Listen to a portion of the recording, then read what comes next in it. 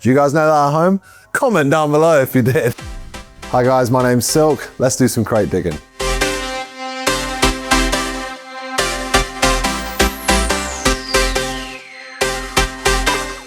This would be the record for me, I think. LCD Soundsystem, Sound of Silver. I had the poster on my wall before I even listened to the album because it had like a spooky spaceman and a really strong visual identity that I resonated with until I actually listened to it. My dad made me sit down and listen to it. And James Murphy is like, he's a genius, right? He's like the solo producer behind LCD Soundsystem. So it's like kind of encapsulated as a band. So it's like a weird blend between dance and indie that I've brought into every element of my production since I've heard this album. And he kind of sits in a room, gets the basics down, which is kind of like how I first started. I wish I could go back to like the beginning where I didn't really care about kicks and snares and EQs and all that kind of thing, which is what he does.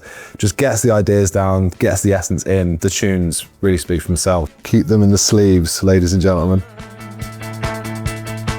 Then you pick the wrong place to stay.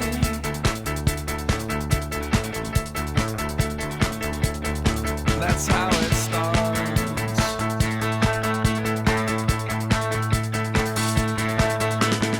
This one is Audiolust and Higherlove by the lovely S.G. Lewis. This is a very special album to me because it was just after I signed my first ever record deal. I was talking to Sam just about music in general, and I was a huge fan before I'd even met him. And it was around the time that this album was coming out. I was actually lucky enough to go on tour with him whilst he was touring this album, which when I found out, I freaked. Just so inspiring to see him do just exactly what I always wanted to do, because I always loved dance music, but I always found the DJing side of it a little bit limiting, and I kind of wanted to get my other influences in there. And I can't really sing, but I liked writing my own hooks and stuff like that as well, getting guitar involved, just like, you know, bending rules and stuff like that. So to see him do that like every night on tour, everyone's kind of stood there, they were kind of like watching him play in awe, and hearing that every night was super inspiring, and it's just a fantastic album. It's pretty sick artwork as well, isn't it? Let's have a little listen. I almost forgot, I was also lucky enough to do a remix on this album as well, so shameless plug, go check it out. The one with Toblo, Call on Me.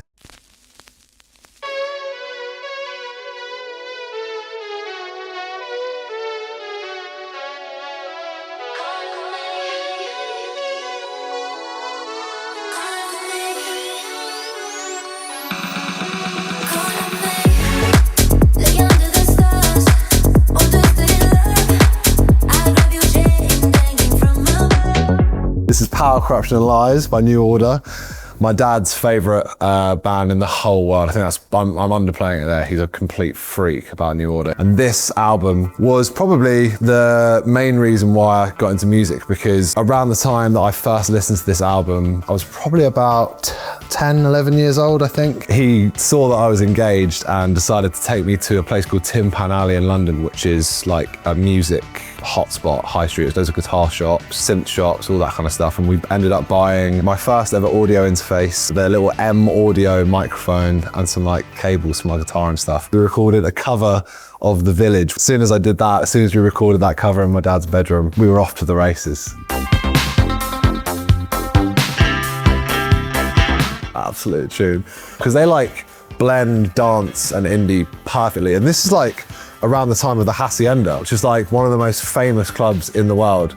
How would you play this in a nightclub? You know, but it worked. It works, man.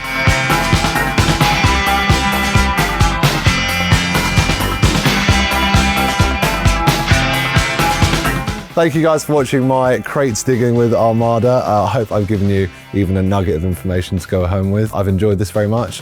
Thank you for having me. Like and subscribe.